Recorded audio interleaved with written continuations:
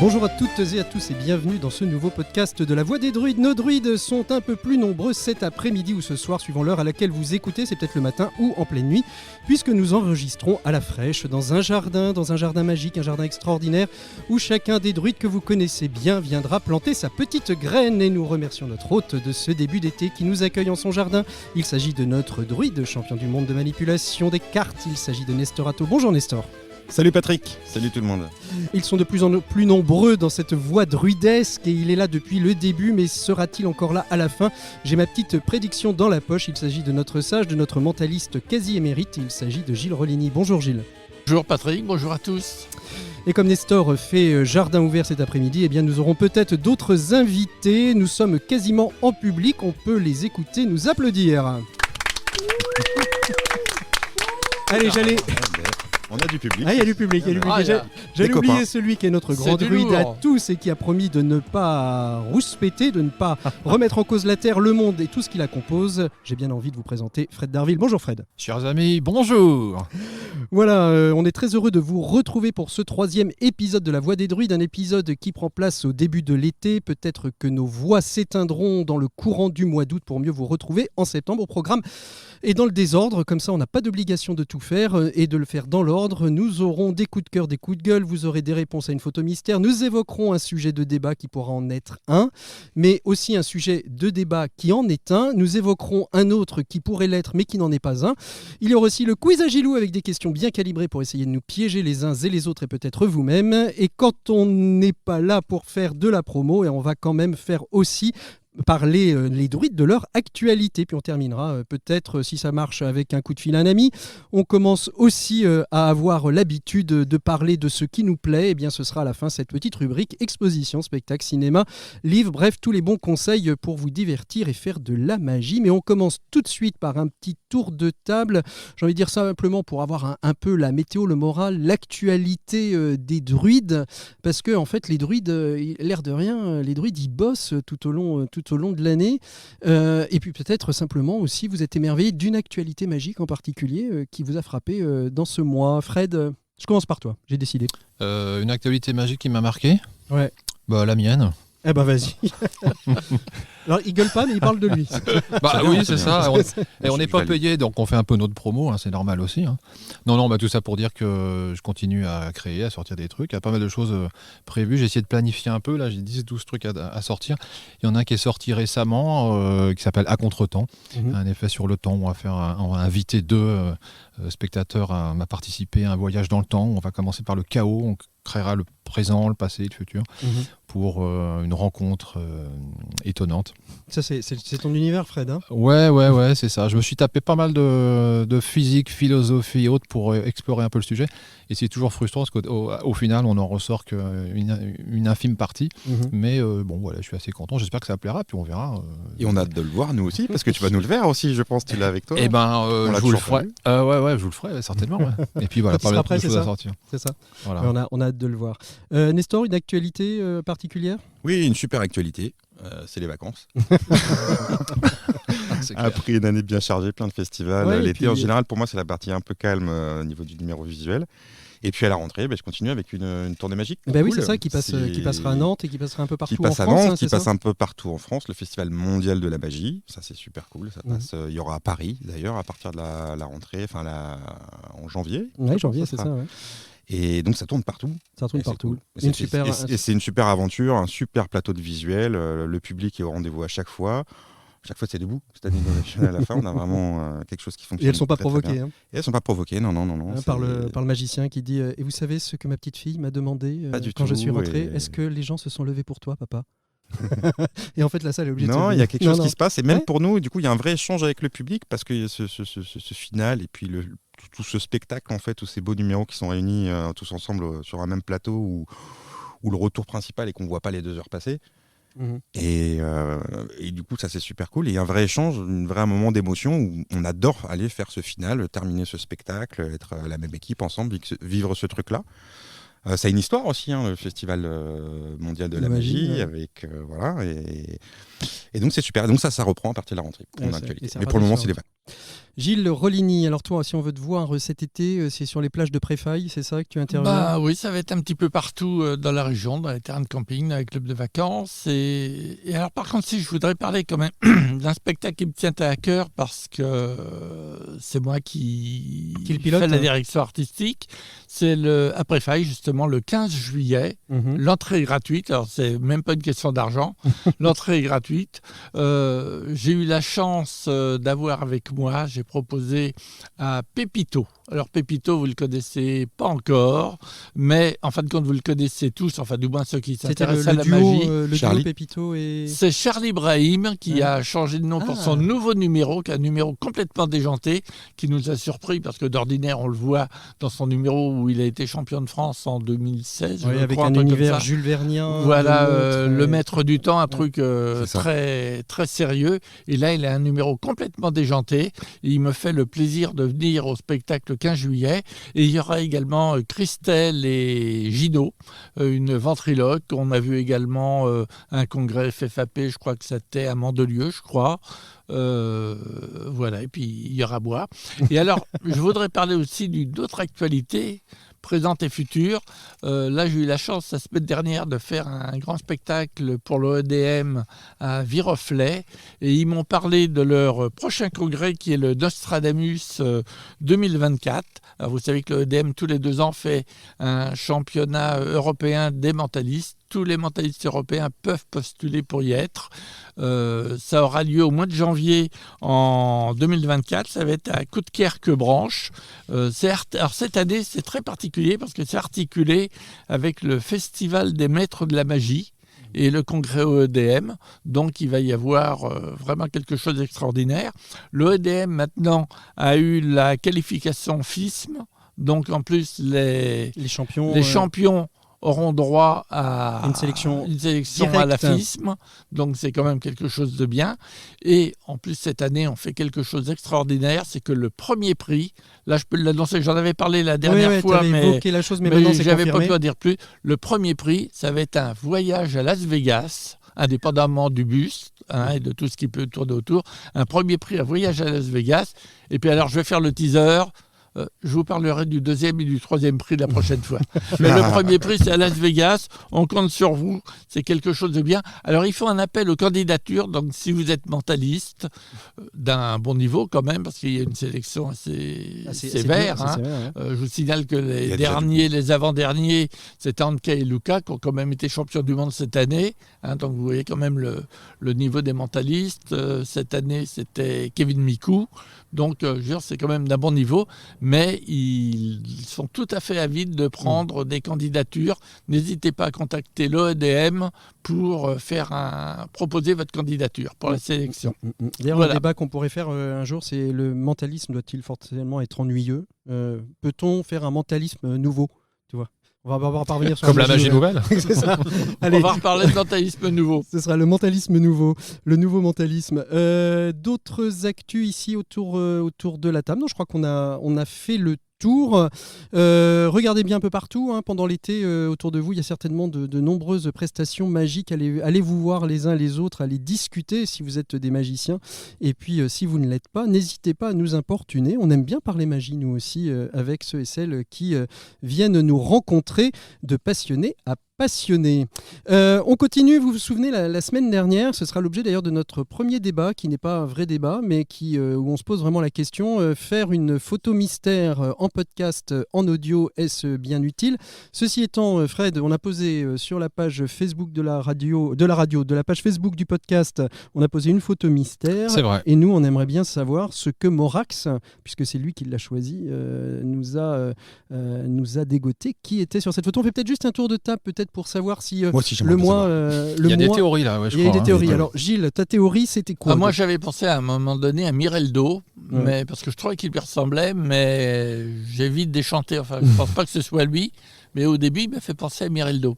Ok, alors on ne dit pas si on a la bonne réponse, et puis Fred, tu nous décriras un petit peu cette photo et pourquoi tu l'as choisie, mais ça tu nous l'avais déjà dit, et surtout qui est la personne qui est dessus. Nestor, tu as vu une idée peut-être ?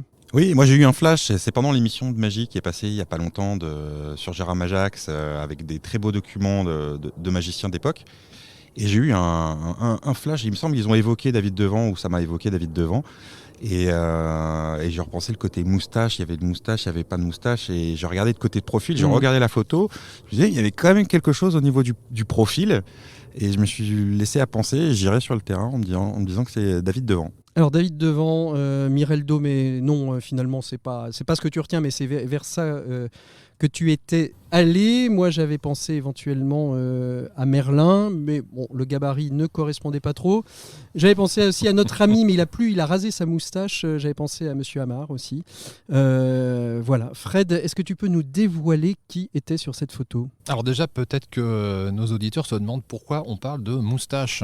Oui. Parce que sur la photo, le magicien n'a pas de moustache. C'est ça, mais tu nous avais mis un indice. Voilà, c'est ça. J'avais donné un indice parce que ça paraissait un peu compliqué. Donc je vous avais dit, c'est un magicien connu pour avoir une belle moustache, en tout cas à une époque. C'est ça. J'ai pensé à Michael Amar, moi. Mais alors, qui est sur cette photo ? Alors, sur cette photo, déjà, je redécris brièvement. Ouais. Photo noir et blanc, années 70, un magicien élégant et sa partenaire, sans doute, qui a sur la tête ce qui ressemble un peu à un cajot d'huître.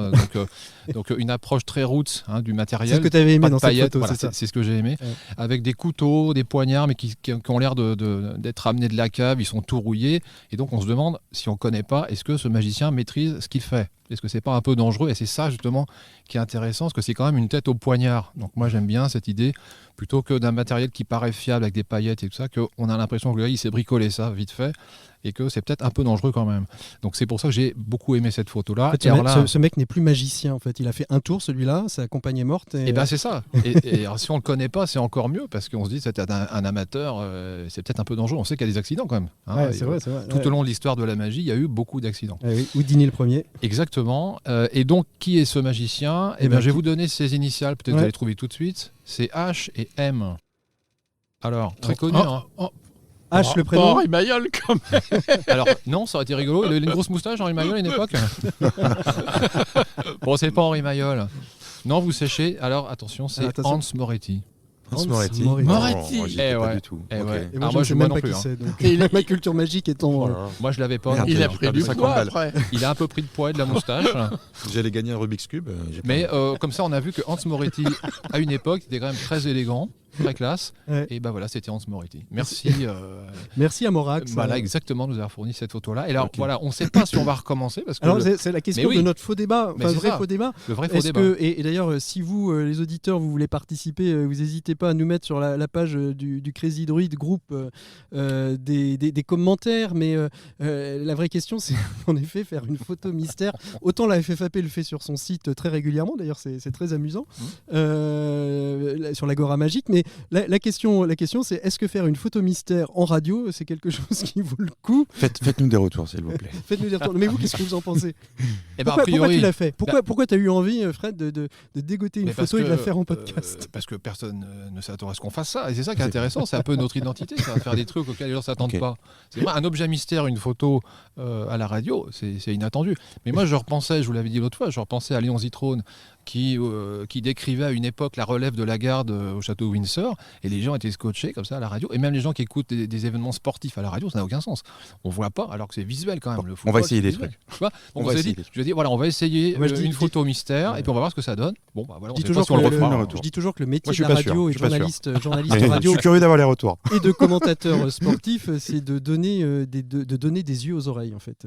Exactement, et j'avais confiance en DJ Patrick pour faire exister cette photo dans l'imaginaire. Voilà, elle était compliquée parce que des auditeurs. Dans l'imaginaire, en tout cas, c'était. Ah, tu fais un signe. Non, tu fais un signe aux gens qui te dispersent. Gilles Rollini, je pensais que tu me faisais un signe en me disant j'ai envie de parler. Qu'est-ce que t'en penses, toi, faire une photo mystère à la radio écoute, moi, au départ, j'étais quand même très étonné qu'on décide de le faire. Et puis, en fin de compte, c'est marrant. Pourquoi pas ? C'est ça. Alors on fera peut-être jamais plus, mais on l'aura fait. Heureusement, il y a les réseaux sociaux. Non, mais pourquoi pas ? Finalement, les réseaux sociaux aussi sur lesquels on les a posés nous ont permis de pouvoir aussi alimenter Moi, j'ai une photo de Jean Merlin à 8 mois. Ah ouais. Sur un lit nu, je peux vous l'amener. Avec la moustache déjà. À la radio, ça va être terrible. Il faisait déjà un tour de carte sur son lit. Donc du non-visuel à la radio, c'est qu'on a essayé aussi dans la même démarche, on a essayé, peut-être qu'on y reviendra, j'en sais rien, ça a moyennement fonctionné, mais pourquoi pas, un tour de magie audio, alors que la magie est plutôt quelque chose de visuel à la base.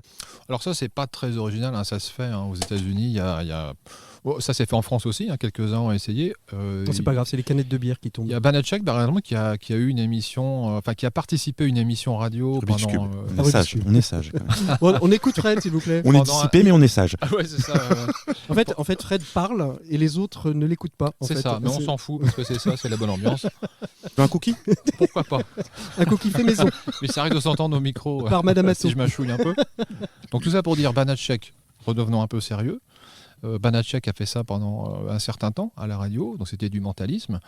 C'est pas évident à faire, mais je pense que ça peut être intéressant. Et d'ailleurs, ça fonctionnait plutôt bien. Bon, voilà, on a essayé une fois, mais Sébastien n'était pas préparé, il a été pris un peu à l'improviste. C'est ça, on l'a un peu pris à l'improviste. Voilà. On réessayera et en se préparant. Tamaris a fait la même chose également à la radio. Oui, et puis il en a sorti un ouvrage qui est qui reste pour moi pas assez bien exploité. Je pense on aurait pu mieux l'exploiter, mieux le traduire pour pouvoir mieux. Je dirais ça à Laurent Vadel qui est le traducteur. Non mais c'était un travail très compliqué parce qu'il devait traduire des comptages de mots et traduire de l'espagnol en français où il n'y a pas forcément dans le même mot le même nombre de lettres ou de syllabes. Donc de fait c'est un très beau travail, mais voilà, moi je l'ai eu et j'aurais aimé en avoir un petit peu plus. Par contre on a un vrai débat aujourd'hui sur lequel on aimerait un petit peu échanger les uns avec les autres. Alors on a quelques spectateurs autour, si vous voulez prendre la parole, vous levez la main, on vous tendra le micro tranquillement.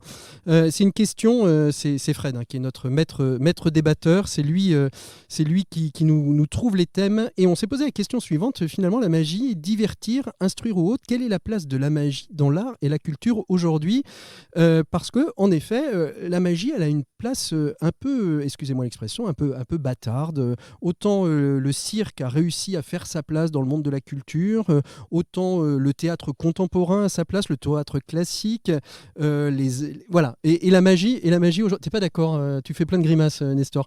Et autant la magie aujourd'hui, la magie elle a sa place partout, elle est partout la magie. Ouais, la magie. La magie va bien. Ouais, mais quand tu vas voir un financier des finances publiques pour financer ton spectacle, il sait jamais dans quelle case te mettre. C'est ça que tu voulais dire par là ? Est-ce que ton spectacle est bon ?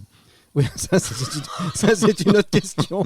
Ça c'est une autre question. Mais c'est ça que tu voulais un petit peu souligner dans ce débat. Oui, je voulais rien souligner du tout. C'est juste que j'ai rebondi sur une proposition de Gilles qui disait la magie doit-elle divertir ou instruire ? Oui, entre autres, oui. Voilà, donc on est parti de là, on a discuté un petit peu en privé sur le groupe des Crésineries, donc déjà... On a déjà fait le débat, donc si vous voulez donc accéder au débat, allez sur le groupe privé des Grésilles Sur le groupe privé, ce ne sera pas facile d'y rentrer, parce que c'est privé. Non, mais le débat n'était pas fini, je crois, en plus. Non, c'est plutôt super intéressant. Non, c'est ça. Donc en fait, je questionnais déjà la formulation, la magie doit-elle ? Est-ce qu'elle doit quelque chose ? Ou est-ce qu'elle est laissée à la libre initiative de chaque magicien qui a envie de s'exprimer peut-être dans la pratique de son art comme il le souhaite ? Donc je ne sais pas si elle doit quelque chose. Est-ce qu'elle peut, par contre ? Est-ce que la magie peut instruire ? C'est une question dont on peut parler. On a vu dans les quelques réactions qu'on a eues que certains la considèrent essentiellement comme un divertissement. Des mots sont sortis comme entertainer, dont on n'aurait pas l'équivalent en français, alors que c'est amusant, entertainer ça vient de l'ancien français. Donc un animateur. Donc c'est assez rigolo. Donc voilà, la magie, on est bien d'accord, a priori telle qu'elle se pratique aujourd'hui, c'est un divertissement. Certains vont dire qu'ils sont des amuseurs avant tout. Mais c'est aussi un archétype, le magicien est un archétype. Donc est-ce qu'il n'a pas perdu un peu aussi de cette fonction symbolique et qu'il serait devenu effectivement qu'un amuseur ? Est-ce que c'est souhaitable ? Est-ce que c'est bien ? J'ai pas d'avis. De chaman tu parles de la fonction de chaman ? De la fonction de chaman. Alors chaman, ça vient de du vieux français aussi. Ouais, du Mont Altaï, très loin en Sibérie. Donc c'est pas trop chez nous, même si c'est devenu à la mode le chaman. Mais la fonction, enfin l'image archétypale du magicien, c'est une image de pouvoir. Donc quel est le pouvoir du magicien aujourd'hui ? Maintenant qu'on l'a quand même désacralisé à force de le faire frire sur des bûchers, il a compris qu'il fallait peut-être mieux dire maintenant que c'était que des trucs, la physique amusante, etc. Parce que tu veux dire que la vraie magie existe ? Eh bien, de cette manière, dans la mesure où on est capable d'en parler, elle existe, au moins sur le plan symbolique. Donc, qu'est-ce que ça veut dire, hein, où en est le magicien par rapport à cette notion de pouvoir. Tu parlais de la notion d'amuseur, de divertisseur, d'entertainer, avec l'accent anglais sur un vieux mot en français. La question qui se pose aussi aujourd'hui, c'est qu'on a un certain nombre de magiciens qui vont instruire à partir de la magie. Il y a quelques magiciens aujourd'hui qui interviennent dans le monde de l'entreprise, qui vont parler par exemple de l'intelligence émotionnelle à partir d'un certain nombre de magies pour illustrer. Et à ce moment-là, ils ne sont plus des divertisseurs, ils sont plutôt des instructeurs, des enseignants. Ben oui, puis sur la magie a un pouvoir métaphorique vachement intéressant. Moi, quand j'ai commencé il y a longtemps, déjà ma formation en hypnose, je m'étais intéressé à Milton Erickson et j'ai découvert qu'il avait utilisé des tours de magie pour aider certains de ses patients. Ouais, il les utilisait justement comme des métaphores pour parler à l'inconscient. Et j'ai trouvé ça super intéressant et j'ai commencé à me dire, en fait, la magie, c'est un divertissement et c'est génial. Et ça peut être aussi autre chose. Ça peut aller plus loin que ça. Et c'est une voie qui me paraissait aussi intéressante. Gilles, Nestor, Gilles non, mais, alors moi, peut-être en fin de compte, pour rassembler tout le monde. Ah, c'est un rassembleur. Je suis un rassembleur. Je crois qu'en fin de compte, est-ce que le magicien n'est pas un rassembleur? n'est pas là pour divertir ni pour instruire, mais pour créer de l'émotion, quelle qu'elle soit. Elle peut être positive, elle peut même être négative. D'ailleurs, on voit des gens qui nous déplaisent totalement, mais je crois qu'en fin de compte, c'est de créer une émotion, point final, que ce soit plaisant ou déplaisant. Une fois qu'on a créé l'émotion, je crois qu'on a réussi un petit peu notre travail. Elle est avant tout là aussi pour créer un bon moment. C'est important, je pense, avant l'émotion, le bon moment, qu'on soit constante avec la bonne personne et qu'il y ait un échange entre les personnes qui soient là, qui fassent qu'on passe un bon moment. Je pense que c'est ça, du divertissement beaucoup aussi. Mais pourquoi instruire? Parce qu'il y a eu une période du monde de la magie qui était un moment d'instruction, qui servait... oui. Moi, on m'a demandé à une certaine époque d'intervenir en entreprise, dans des formations sur la perception, sur le management, pour expliquer tout un tas de Il y a des team building qui existent aussi, tout à fait. qui sont montés sur ça. En fait, la magie, elle instruit qui? Je ne pense pas qu'elle instruit le public ou qu'elle a vocation à instruire le public de quoi que ce soit. Maintenant... il peut y avoir des cadres où ça peut être le cas. Et je pense que la magie, avant tout, elle instruit celui qui la pratique. Et dans ce sens-là, la magie, elle est très riche parce que la pratiquer nous instruit, mais d'une manière exponentielle, complètement incroyable. Entre le bricolage, l'astuce, le truc, la manipulation, du côté du magicien, la présentation. Oui, du côté du magicien. La magie, je pense qu'elle instruit celui qui la pratique. Et vous avez l'impression que dans le monde de la culture... peut-être un peu moins maintenant, mais que dans le monde de la culture, la magie a encore sa place à se faire. On est à part, quand même, les magiciens, les spectacles de magie sont quand même un peu à part. Des spectacles de théâtre, des spectacles de cirque, je le disais au début de cet échange. C'est un petit peu à part dans la mesure où, je ne sais pas vous, mais moi je vois la difficulté quand tu veux monter un spectacle, que tu veux trouver une salle, de réussir à convaincre un directeur de salle de monter ton spectacle en magie, c'est très dur. Généralement, ils te disent que tu ne fais pas partie de leur ligne éditoriale. Soit ils sont dans l'humour, soit ils sont dans le théâtre. C'est peut-être pour ça qu'il y a de la magie nouvelle. Bon, on va pas refaire le débat. Mais... Non, mais il y a des circuits en fait. Non, il y a des circuits, c'est pas vrai. Il y a des circuits, il y a différents types de magie. C'est ça qui est génial avec la magie, c'est que la magie, elle peut être présente partout. La magie, on peut la faire là, entre nous juste après, on peut la faire avec deux amis, on peut la faire avec une entreprise, on peut la faire sur scène avec un public. On peut la faire dans un lieu particulier, dans quelque chose d'éphémère.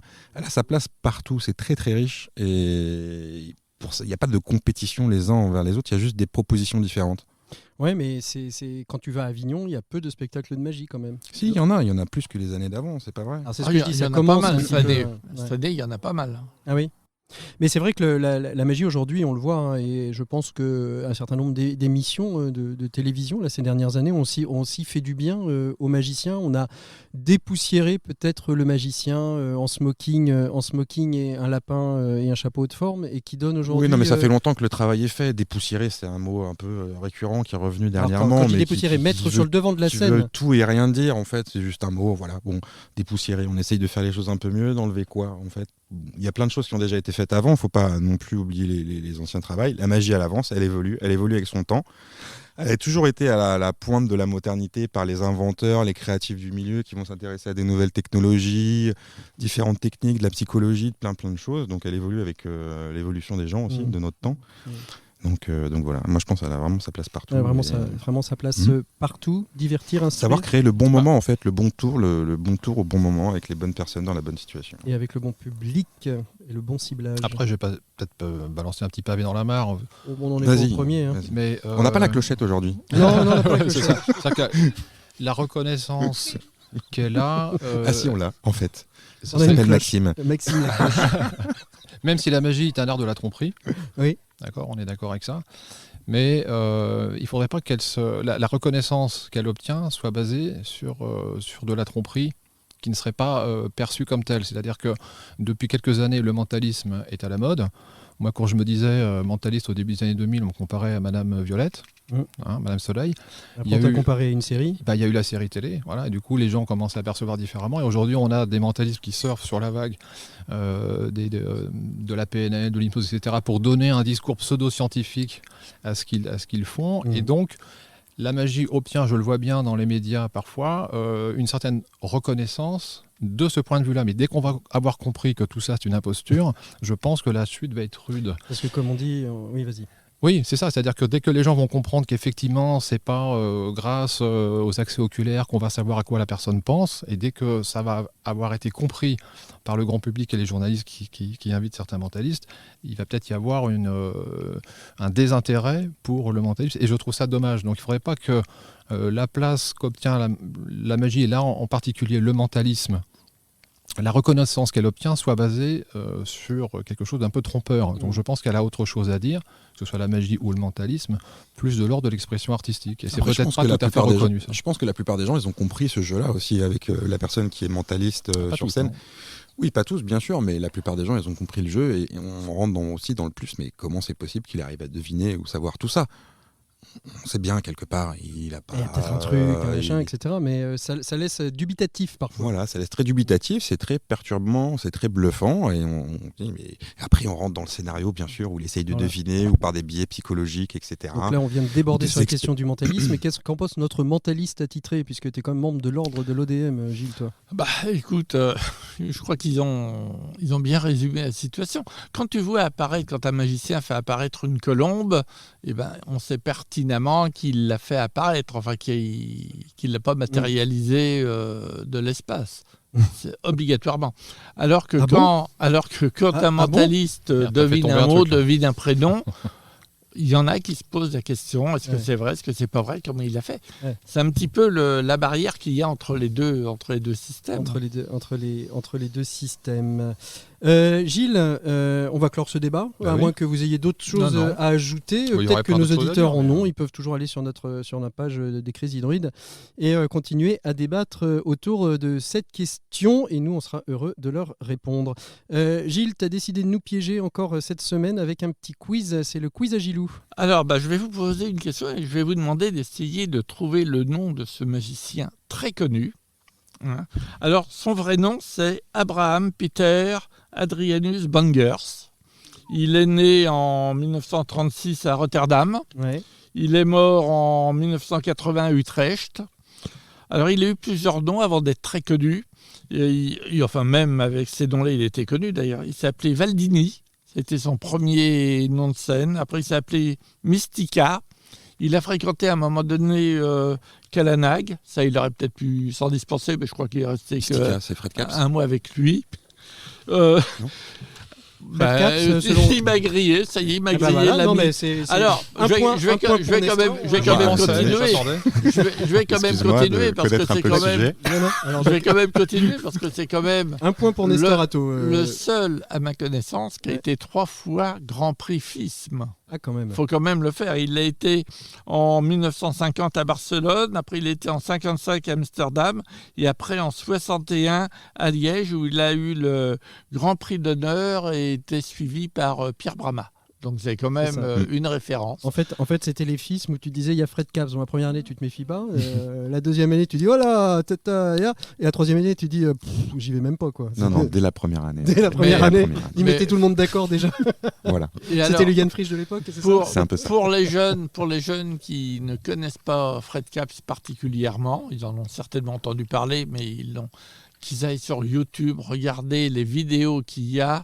Notamment, il y a un numéro avec le sel éternel qui coule, qui est vraiment sublime. Enfin, il avait une classe, ce type, ses gobelets, son close-up, incroyable. C'est vraiment quelqu'un d'assez extraordinaire. C'est lui la vidéo où il est en smoking avec... les manches coupées peut-être. Ouais, et puis l'apparition des cartes avec les gants, c'est Fred Capps? Non, ça c'est Cardini. Ça devait être Cardini. Ça c'était Cardini.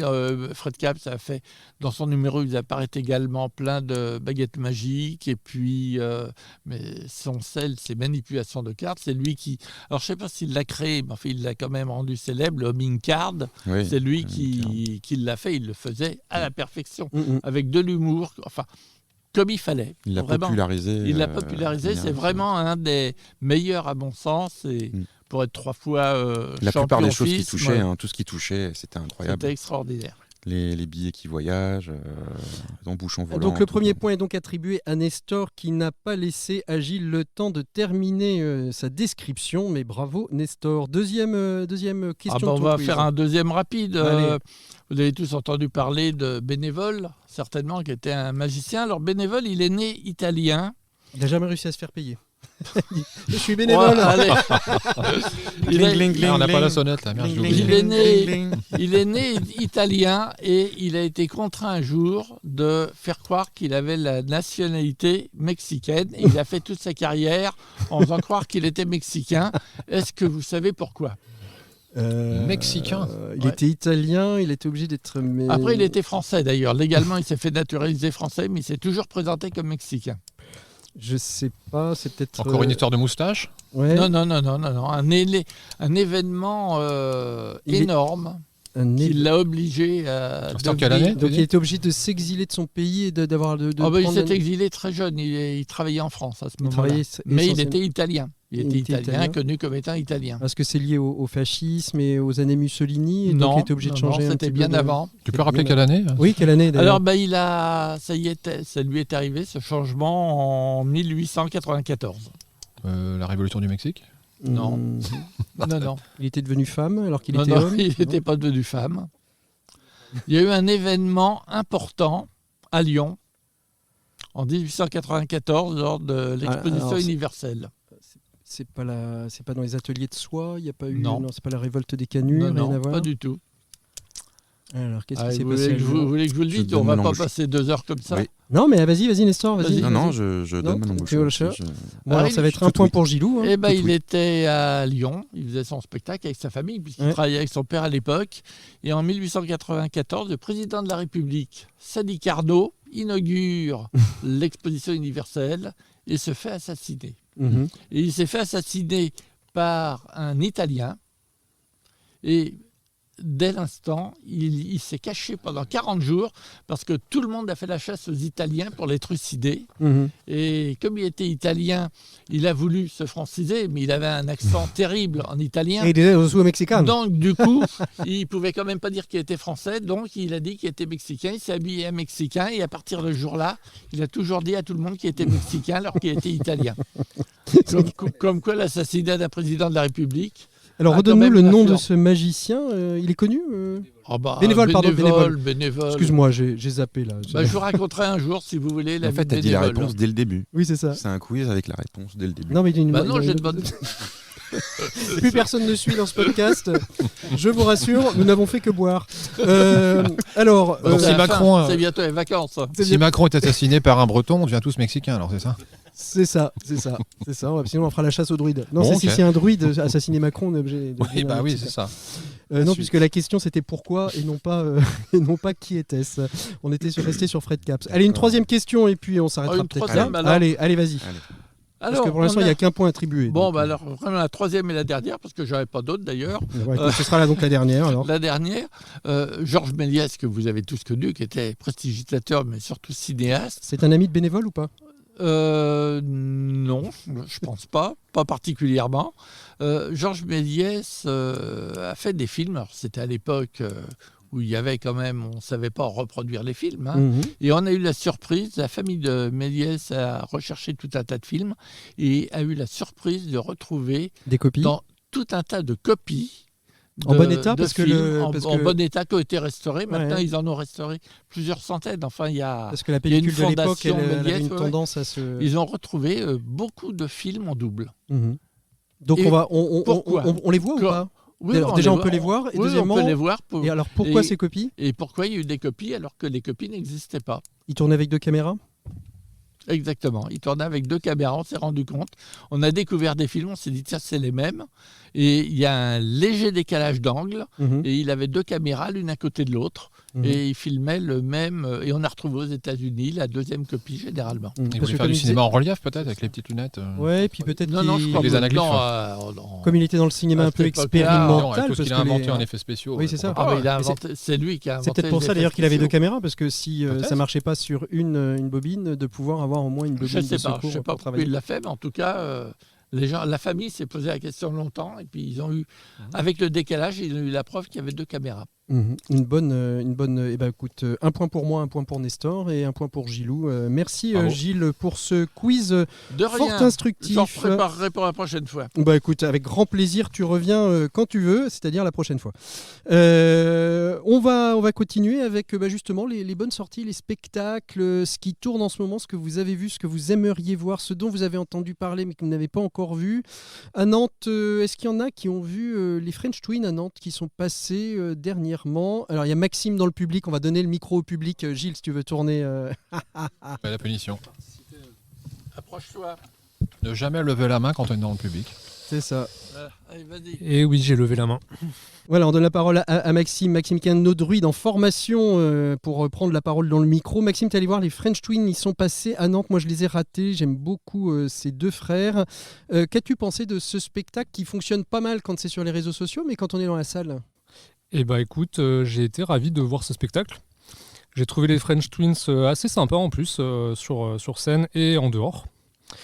Mais ce que je vais retenir surtout, ça va être la façon dont ils ont conçu leur spectacle, la façon de décrire leur spectacle, avec, sans trop spoiler forcément, un finish qui est assez frais, et, alors toujours un petit peu en construction, mais franchement, même en tant que magicien, j'ai vraiment apprécié.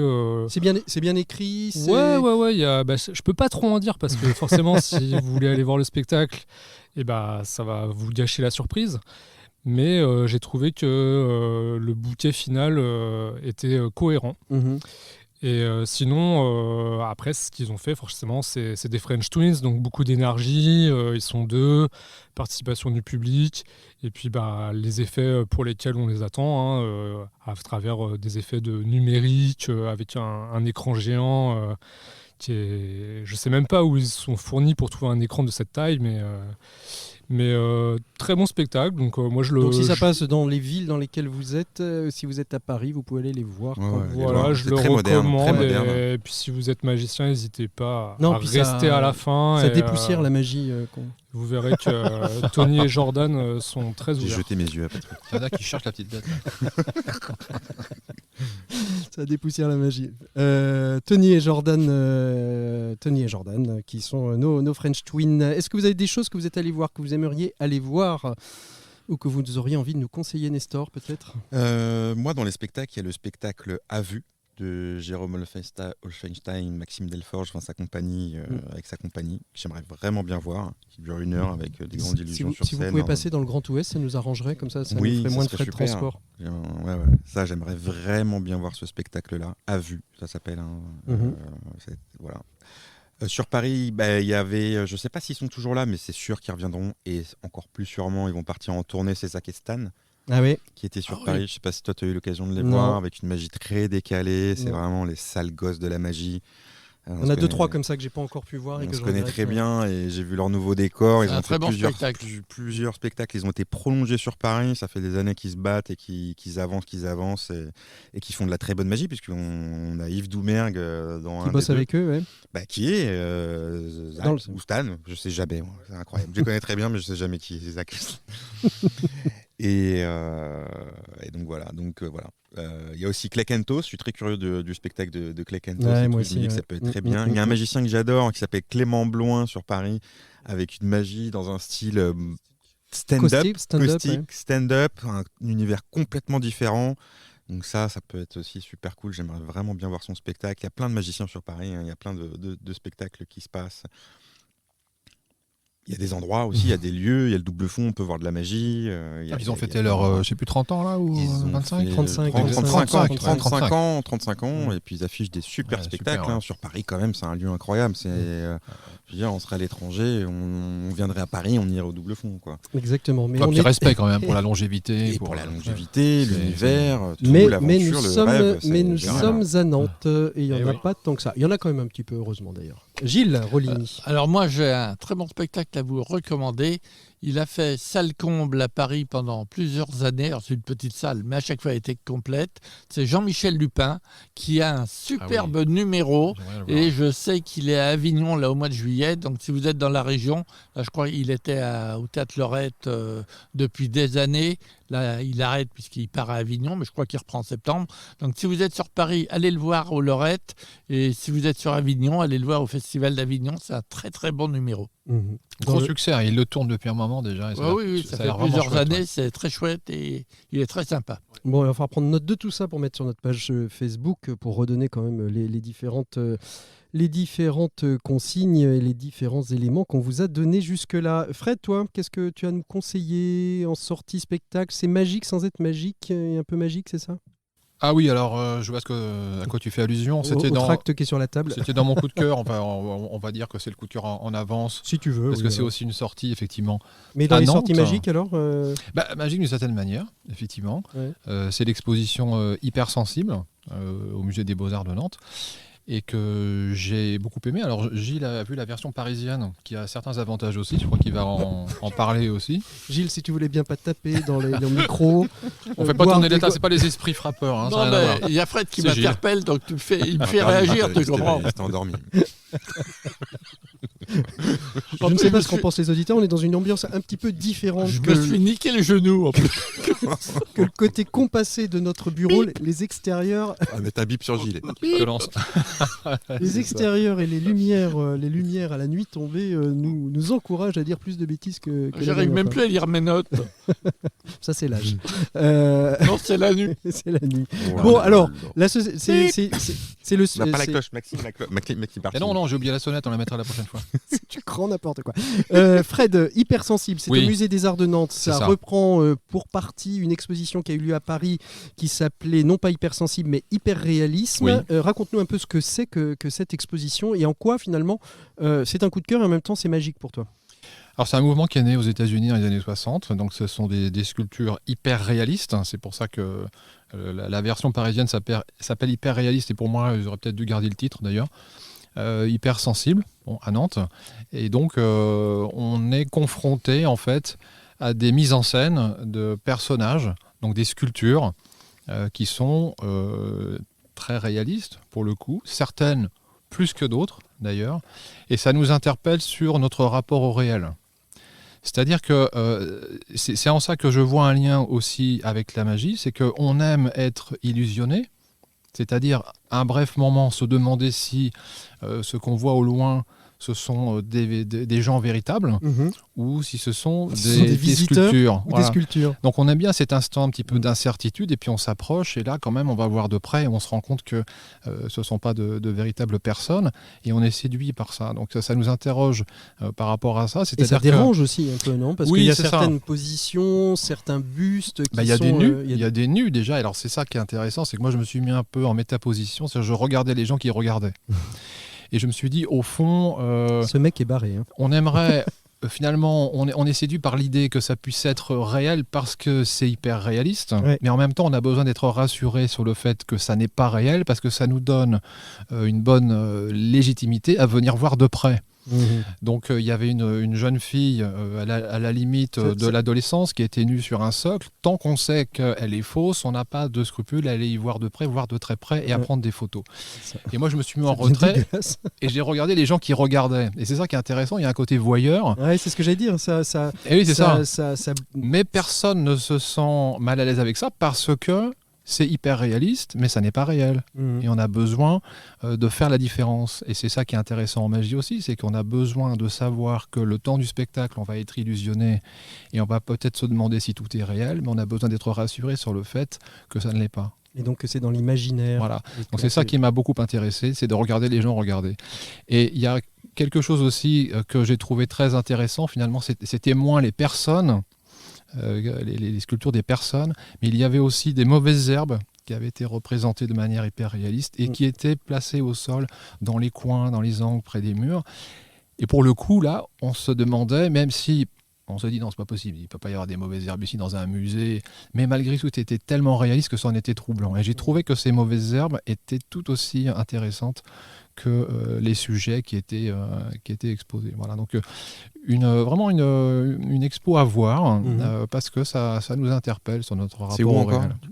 Musée des Beaux-Arts de Nantes. Et puis une dernière chose, c'est que en fait, ces statues, enfin ces sculptures hyper réalistes, elles annoncent aussi peut-être l'étape d'après, c'est-à-dire les robots qui seront aussi hyper réalistes, parce qu'il faut savoir qu'en Europe, en France en particulier, on s'interdit de faire des robots qui soient hyper réalistes. C'est un vieil héritage de notre culture judéo-chrétienne, alors qu'au Japon, comme la religion Shinto n'empêche pas du tout ce genre de ce questionnement, et donc ils sont très à l'aise avec ça. Eux, ils ont déjà des robots hyper réalistes. Donc là, on est rassuré parce que ce sont des statues, des sculptures, mais bientôt, on aura l'intelligence artificielle qui sera insérée dans les sculptures. Et là, ce sera encore une autre interrogation, une autre angoisse peut-être par rapport à la fiction, au réel et à l'hyper-réalisme. Et ça va encore plus loin, parce que ce que tu dis, tu as tout à fait raison.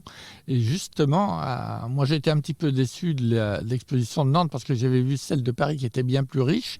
Et notamment à Paris, il y avait une statue, et elle n'y était pas à Nantes, une statue hyper réaliste d'un homme assis dans un fauteuil, et il y avait une vidéo projetée sur son visage, et on le voyait parler, et on ne comprenait pas, on voyait vraiment un homme parler, alors que c'était qu'une statue.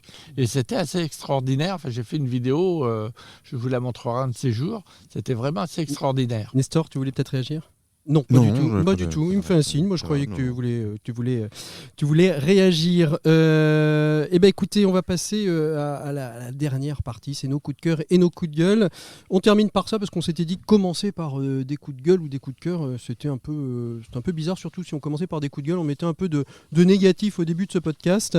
Et voilà, donc on a décidé plutôt de la décaler à la fin. Des coups de cœur, des coups de gueule ce mois-ci. Ça serait cool de parler des Crazy Druids un petit peu aussi de ce que c'est, non ? Oui, c'est quoi ça ? Alors ton coup de gueule, c'est qu'en fait on parle pas des Crazy Druids. Aujourd'hui, j'ai pas de coup de gueule. Non, j'ai vraiment pas de coup de gueule en plus. Personne ne veut. Mais mais je pense que ça peut être aussi cool. Ouais, dans le mot de la fin. Je vais faire une deuxième séquence. Après mot de la fin. Bah oui, très bien. Pour la fin, ça sera impeccable. Pour la fin. Bon, alors hop, on va refaire ça. Non, mais c'était bien. Ouais, c'était bien. C'est bien comme ça. On garde ça. On va le garder. On garde. On continue. On coupe pas. On ne coupe pas. Sauf la suite. Voilà. C'est-à-dire ce qui suit là, enfin tout ce que vous entendez pas, ça a été coupé, mais comme vous l'entendez pas, c'est coupé. Voilà. Ah, c'est ça. Et c'est un peu schizo, là, voilà, exactement. Mais c'est un peu comme l'hypersensibilité. Les Crazy Druids, on en parle depuis le début. Fred, est-ce que tu peux nous dire un petit peu ce que c'est que cette histoire ? On est un groupe. On s'est autoproclamé des druides, mais c'est quelque chose qui n'est pas si récent que ça, Fred, parce que les druides, les Crazy Druids, ils existent depuis une vingtaine d'années. Ils sont nés en 2001. Donc 22 ans exactement. Ouais, on avait fait un spectacle un peu bizarre magie au pub Le Trianon à Nantes. Et puis de là est née l'idée de se revoir dans ce lieu qui a perdu un peu de sa superbe, mais enfin qui, à l'époque en tout cas, était un peu magique par son ambiance un peu caveau. C'est là où on avait fait le spectacle au fond. Et on s'est dit, tiens, ce serait pas mal en fait de se retrouver entre magiciens nantais. Donc on a eu l'idée avec Sébastien, qui fait partie encore aujourd'hui. Voilà. Qui n'est pas là aujourd'hui, mais qui... On a eu l'idée de monter le groupe des Crazy Druids et on s'est retrouvés pendant quelques temps entre magiciens nantais et puis chacun après a eu ses propres projets, on s'est un peu dispersés. Et la franchise, si on peut dire, est partie à Rennes pendant, je crois, 1 an ou 2 ans. Ils nous avaient demandé s'ils pouvaient reprendre le nom. Les Rennais ont toute légitimité à se dire druide. Crazy, je sais pas, mais druide en tout cas. Et donc, ils ont fait ça très bien. Et puis après, c'est tombé dans l'oubli. Et quelques mois avant le Covid, que je n'avais pas prédit, je me suis dit, tiens, mais au fond... Sacré mentaliste. Va. Ah ouais, c'est ça, ouais. Je me suis dit, pourquoi pas reprendre cette idée des Crazy Druids, parce que j'avais vu sur Virtual Magie, la catégorie Crazy Druid existait toujours, alors que les derniers messages devaient dater de 2003. Donc je me suis dit, peut-être que ça serait pas mal de faire revivre ce groupe-là. Donc j'ai commencé à en parler un petit peu à droite à gauche et puis petit à petit des magiciens sont arrivés, on a commencé à faire un groupe sympa qui avait vocation au départ de se retrouver dans les pubs. Donc on a commencé dans les pubs, c'était assez bruyant mais c'était ça aussi l'ambiance des druides. Alors ce serait quoi aujourd'hui ? Aujourd'hui on a créé une association des Crazy Druides, comme on est très démocratique, on a fait qu'il n'y a pas de président, on est tous coprésidents, membres fondateurs et ceux qui arriveront auront aussi voix au chapitre, mais pas trop quand même parce qu'il faut quand même qu'il y ait un peu des gens qui décident dans l'histoire. Quel est l'objectif de cette association par rapport, il y a des clubs qui existent sur Nantes, il y a des clubs partout en France. Est-ce que pour toi il y a un aspect différenciant chez ces Crazy Druides ? Au départ j'étais un peu réticent de créer une association, j'étais pas sûr qu'il y ait un intérêt à le faire parce que j'aimais bien ce côté informel, on se retrouvait quand on voulait, des fois il n'y avait pas assez de monde, on venait pas, et puis venait qui voulait, apportait ce qu'il voulait, on partageait, etc. Donc j'aimais bien cette ambiance-là et en même temps elle montrait ses limites parce que je voyais bien que parfois on avait envie d'échanger des choses et que les conditions ne le permettaient pas. Parce que dans les pubs ou les bars c'est assez bruyant, on n'a pas toujours l'espace qu'on voudrait avoir ni la tranquillité. Donc je me suis dit mais pourquoi pas créer une association en complément de ces assemblées qu'on organise un peu à l'arrache. Ces assemblées informelles, les illégales cafés de Nantes, on va dire, enfin même si ce n'est pas exactement la même chose. Donc pour avoir un lieu tranquille, une salle, on puisse se poser, on puisse travailler. Pour organiser des ateliers, j'ai envie de partir sur des ateliers thématiques. Ouais. Donc on part sur un thème et les gens qui viennent sont vraiment motivés.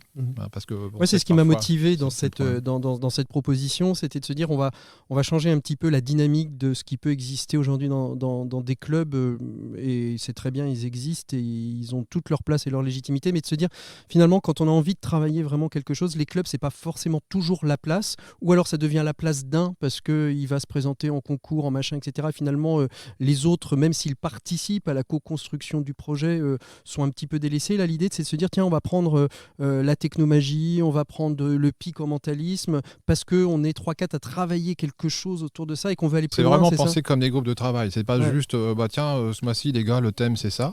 Parce que ça marche pas toujours dans les clubs de magie. J'ai eu des retours par rapport à ça. Non, c'est vrai, c'est pas toujours efficace. Donc, l'idée, là, c'est de dire, si vous venez, vous avez bossé un truc parce que le thème vous intéresse. C'est un groupe de travail. Il vaut mieux être moins nombreux mais motivés que plus nombreux et que il se passe pas grand-chose. Et je trouve que c'est très intéressant ce que tu dis là parce que ça ouvre à la liberté, quoi. C'est-à-dire non, ça m'intéresse pas, je viens pas, quoi. Alors que souvent dans les clubs, t'es pas venu 3 fois, machin, etc. Bah oui, parce que votre sujet m'intéressait ça, parce que c'est. Et là finalement, ça ouvre une grande liberté, ça permet peut-être d'aller chercher d'autres personnes qui ne sont pas des druides et on est très ouvert sur la question. Non, mais je pense qu'il ne faut pas chercher non plus à comparer les choses envers les autres. Ça, c'est un grand truc. Ouais. Mais... Moi, je voudrais un peu dépoussiérer le club de magie. Maxime Clochette. Ça va être le point Goldwyn. Maxime, s'il te plaît. Dépoussiérer. Non, mais l'idée, c'est d'associer des compétences diverses. C'est ça. Non, et puis ce qui est cool au travers de ce que tu disais, de ce que j'avais compris, c'est le côté aussi collectif. Et puis cette envie aussi de faire les choses, partager. On en revient toujours à cet esprit-là aussi. Bon moment, on partage de notre passion. Au sein de tout ça, cet esprit d'atelier et de recherche, c'est super cool. Et puis voilà, puis là il y a aussi le petit podcast, on partage un peu de. Ouais, c'est ça, je trouve que c'était sympa. C'est né aussi d'une réflexion collective en fait, tout simplement. Hein. C'est pas né comme ça en se disant tiens on va faire un podcast, on va se lever. Non. Et puis c'est quelque chose qui est vraiment bien sorti parce que ce que tu disais tout à l'heure avant, oui, ça se faisait en bar ou machin, mais ça se fait toujours en bar. C'est un peu là où on va. Et ça c'est en plus. On va conserver ça. Et c'est quelque chose qu'on faisait nous Patrick aussi avant. On avait quelque chose sur Nantes qui s'appelait le non club des magiciens nantais, qui était avec Clément Leroux. On peut l'appeler. Il est prêt. C'est super. Mais si on peut l'appeler, j'ai pensé à lui aussi. Je me suis dit il faudrait qu'on l'appelle parce que il est derrière. Vous vous souvenez, la dernière fois, on vous parlait du coup de fil à un ami. Alors là, on va voir si ça fonctionne. Hein. On peut avoir un running gag. Pourquoi pas, on verra bien. On va essayer d'appeler notre ami. On a le numéro de téléphone. Voilà. Et on faisait ça, en tout cas, c'était très très cool. Ouais, mais oui, carrément. On se voyait, on faisait des restos aussi, des petites choses comme ça. De temps en temps, on était aussi amené à performer forcément devant les gens. C'est souvent dans des conditions informelles. Bonjour Clément Leroux, justement, on parlait de toi. Bonjour Clément. Il y a du monde au Canada. T'as de l'ambiance. T'as des enfants, Clément ? Clément, est-ce que tu nous entends ? Allô ? Oui ? Allô ? Alors c'est là où ça ne marche plus, je ne sais pas pourquoi. Est-ce que Oui, bon, j'entends. C'est bon. Clément, tu as donc on ne savait pas que tu avais autant d'enfants autour de toi. Faut dire qu'on appelle Clément au Canada quand même. Il faut aussi préciser ça. On n'a pas précisé, je crois. Alors, il y a un peu de vent. On va laisser Clément se trouver à l'endroit. C'est le blizzard d'été, on appelle ça. Voilà, c'est bon, normalement. Salut Clément, c'est Nestor. On devrait mieux me capter là. Donc on est des druides autour de la table. Il y a notre ami Nestor Atto, il y a Gilles Roligny et Fred Darville. Et on parlait justement, et là j'ai dit à Nestor, tiens, on va dégainer le téléphone, on va appeler Clément. On parlait de cette association qui est en train de naître à Nantes, les Crazy Druides, et on parlait du non-club des magiciens nantais, dont tu as été un des membres éminents, quasiment fondateur et animateur. Pourquoi ce non-club des magiciens? À un moment donné, tu trouvais pas d'endroit, tu avais envie de regrouper les magiciens qui étaient à Nantes. Raconte-nous un peu l'histoire. Waouh, ça remonte à loin. Par où commencer? Je suis arrivé à Nantes en 2016. Ça doit être ça. Et j'ai commencé, non, 2013, autant pour moi. Et je commençais à vouloir, comme à chaque fois que j'arrive dans une ville ou un endroit, essayer de rencontrer du monde qui partage un intérêt pour la magie et autres domaines divers et variés liés à ce monde-là. Et à force de chercher ou croiser du monde, on a commencé par aller boire un verre une fois tous les jeudis ou une fois par mois, je ne sais plus. Puis c'est devenu une fois toutes les 2 semaines, une fois toutes les semaines, avec des thématiques, des jams, des discussions. Et en fait, un peu ce qu'on est en train de faire là, mais il n'y avait pas de micro, quoi. Voilà, c'est ça. Et il y avait peut-être quelques bières en plus. On ne fait pas des micros. Des fois, on fait beaucoup on de choses. On jouait de la même manière, donc on faisait les rapprochements. Avec ça, ça évoquait les souvenirs, puisque ça se faisait aussi un peu comme ça de ce qu'il disait Fred dans les bars. Et alors justement, la magie dans les bars, tu as retrouvé ça un petit peu au Canada ou pas, Clément? C'est pas la même philosophie ou pas la même approche, disons. Ici à Montréal, j'ai cherché... Alors, le réseau a l'air de... Je suis au Canada depuis 2016, pour le coup. Ouais. Ah oui. Est-ce que ça fonctionne? Je vais arrêter de bouger. Je suis dans la rue. Je me suis trouvé un petit coin à l'abri. Oui, à Montréal, il y a une école de magie. Ce qui fait que tu as tout le monde qui a plus ou moins la même manière d'envisager la magie, avec quelques personnes qui pensent autrement à l'occasion. Il y a des rencontres une fois par mois. C'est très codifié, en fait, tout ça. Ouais, ben en fait, je peux partager une anecdote assez marrante sur la façon d'envisager la magie ici à Montréal. Il y a le musée McCord, qui est un très très bel endroit, dernier endroit où a performé Houdini, pour la petite anecdote, avant qu'il ne se fasse percuter d'un poing dans l'estomac. Qu'est-ce que je racontais? Oui, pour le musée McCord, une exposition qui avait lieu pour mettre en avant les affiches du monde de la magie, et pour agrémenter cette exposition, ils recherchaient des magiciens. Donc, ils ont fait passer un casting à des magiciens montréalais. Et ce qui s'est passé, c'est que durant le casting, sur 10 personnes qui sont passées, il y en a 9 qui ont ressorti le même texte, les mêmes enchaînements pour un Cups and Balls, sans aucune originalité. Donc, durant l'opérateur de casting disait, mais qu'est-ce que c'est que ce merdier? Tout le monde fait exactement un copier-coller de la même chose. Donc, c'est un de mes amis qui avait bossé par lui-même sa propre routine, qui a finalement été embauché pour ça. Mais assez drôle de voir comme quoi les gens se fixent à une manière d'apprendre la magie, mais ne vont pas forcément à l'extérieur pour y mettre leur propre approche. Mais c'est qu'un détail. Ouais, ça définit pas. Ouais. Mais ce qu'on a vécu au non-club des magiciens nantais, qu'on essaye de vivre dans des bars de manière assez récurrente avec les druides, tu arrives à le refaire avec des magiciens québécois au Canada, Clément, ou c'est parce que c'est pas dans la culture, on se retrouve pas pour faire ça dans un bar et puis point barre, quoi. C'est le cas de le dire. Oui, bah écoute, je suis au retour à Montréal depuis le début du mois de mai 2023, pour celles et ceux qui écoutent ce podcast, et c'est en train de s'organiser. C'est-à-dire qu'en ce moment, une fois par semaine, on retrouve d'autres magiciens dans un resto. Attention, il y a un camion qui va passer, ça risque de faire un petit peu de bruit. Alors attention, vive les rues montréalaises. Vive les rues montréalaises, j'essaie de trouver un endroit silencieux avec du bon réseau. T'inquiète, pour l'instant, ça fonctionne bien, ça fonctionne bien. Donc vous vous retrouvez dans un restaurant régulièrement? Oui.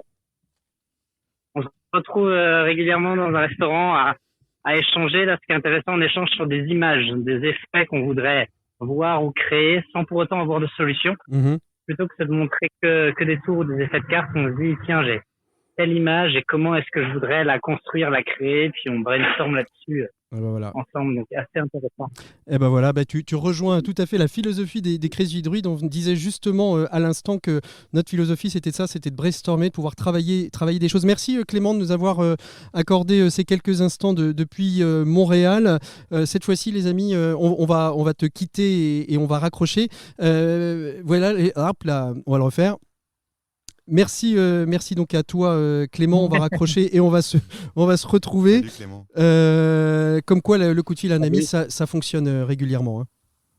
Enfin, ça fonctionne. Quand ça fonctionne, ça fonctionne. Ça a fonctionné. Quand on a le numéro de téléphone, ça fonctionne. Ouais, exactement. Allez, les coups de cœur, les coups de gueule pour terminer un petit peu allez, tout ça. Allez, c'est parti là. Gilles, t'es parti, allez Gilles. Ah bah j'y vais. Alors écoute, moi l'autre fois je vous avais parlé de livres, alors je vais continuer. Ah oui. Voilà. Ça, il faut qu'on parle de livres, c'est bien. Qu'est-ce qu'il y a à Lille? Alors de livres. Ah, de livres. Qu'est-ce qu'il y a à Lille? Alors dans les livres, là je vais pas vous parler de livres de magie, je vais vous parler d'un roman que j'ai découvert tout à fait par hasard. Ça s'appelle La boîte à magie.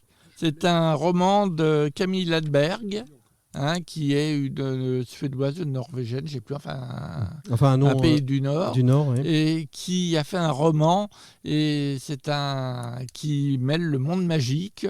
Alors c'est un roman policier, il y a beaucoup de sang, il y a beaucoup de choses un petit peu difficiles, mais c'est captivant, je vous conseille de le lire. Et puis le deuxième livre, je vous l'ai amené. C'est un livre sur Georges Méliès, l'enchanteur. Ça a été écrit par la petite fille de Georges Méliès, qui est décédée il y a quelque temps, Madeleine Maltête-Méliès, qui raconte toute la vie de Méliès. Je crois que quand on aime la magie, on a intérêt à le lire parce qu'on apprend plein de choses. Tu l'as lu, Nestor, toi ? Non, mais tu sais, moi, mon coup de cœur, c'est le coup de cœur de Gilles la dernière fois. Parce que du coup, je l'ai acheté. Alors du coup, maintenant, qu'est-ce qui va se passer ? C'est le livre qui vient de présenter. Je vais l'acheter. Je vais le lire. On relance. Proposer des livres. On va devenir influenceur. Je te laisse continuer après. On va devenir influenceur. On va peut-être être rémunéré. Je crois que je vais être payé là maintenant. Je vais me débrouiller. Je vais appeler la maison d'édition et je vais leur en parler. Donc une biographie de Georges Méliès par sa petite fille. Voilà, tout à fait. Magnifique. Nestor, coup de cœur, coup de gueule, ce que tu veux. Coup de cœur 2. Alors j'en fais un et demi. Un et demi. Vas-y. D'accord. Donc je reprends celui de Gilles parce que du coup, pour partager par rapport à celui de la dernière fois. Donc c'était le dictionnaire des tours de magie, c'était ça ? C'était Retour aux sources, un livre d'Ayamaya sur l'histoire de la magie, sur l'histoire des tours, de la chronologie. Il y a plein de choses, plein de références. Bref, gros coup de cœur. Gilles, il en avait super parlé dans la deuxième, donc je ne vais pas revenir dessus, mais c'est magnifique. Ayamaya. Retour aux sources. Et après, dans les autres coups de cœur, mais c'est un coup de cœur depuis très longtemps. C'est pas un coup de cœur du moment, mais du coup, je me dis c'est l'été, c'est cool l'été. Il y a plein de choses à faire. Souvent, on est motivé, on a un peu plus de temps, on a envie de travailler plus de choses. Et moi, je suis depuis pas mal d'années un magicien qui s'appelle Ben Earl d'Angleterre. Il a un membership, un abonnement qu'ils disent là-bas, un membership. Donc, tous les mois, il y a des vidéos. C'est un abonnement qui coûte une vingtaine d'euros par mois. Juste en s'y abonnant un mois, on a accès à tout ce qu'ils ont fait l'an dernier. Il y a plus de 30 vidéos, c'est incroyable. Sa magie est fantastique. Sa psychologie est pareil aussi incroyable.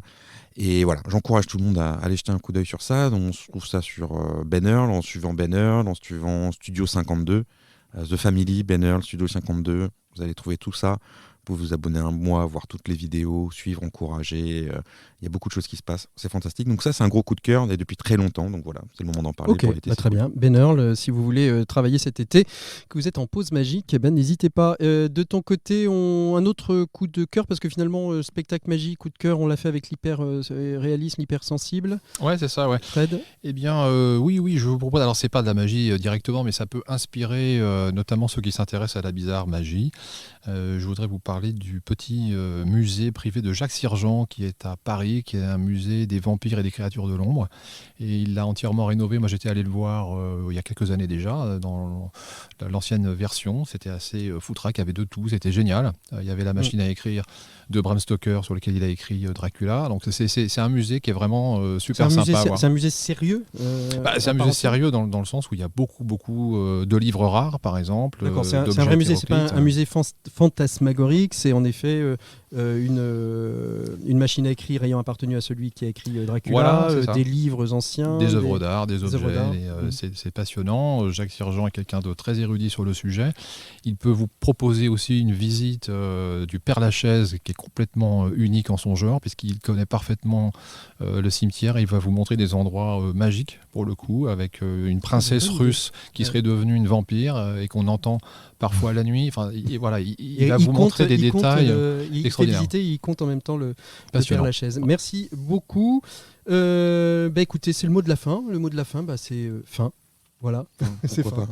Fin. Vous avez peut-être faim la d'ailleurs. suite alors. Qu'est-ce qui se passe la suite? Alors, déjà, on se retrouve quand? On se retrouve pas? Bien sûr, on se retrouve. On va s'élaisser, là. On se retrouve, mais est-ce qu'on vous retrouve? Bien sûr, on va les retrouver. Il y aura forcément un numéro 4, sauf si vous êtes. Faites-nous des retours. Surtout faites-nous des retours. Nous, on aime bien parce que ça nous permet de. Faites-nous des retours, partagez-le, parlez-en. Exactement. Et puis si vous êtes sur la région, faites-nous le savoir. Exactement. On se retrouve et c'est le moyen d'échanger. Alors, si vous avez aimé, si vous avez aimé, parlez-en aux personnes que vous aimez, parce qu'elles pourront écouter, parce qu'elles apprécient des bons conseils, ou aux personnes qui ne vous aiment pas, parce que par contradiction, elles iront écouter un truc que vous n'aimez pas pour se rendre compte que c'est pas mal. Donc on peut en parler à tout le monde. Si vous aimez, vous en parlez à ceux que vous aimez. Si vous n'aimez pas, vous en parlez à ceux que vous n'aimez pas. Voilà, enfin c'est assez clair.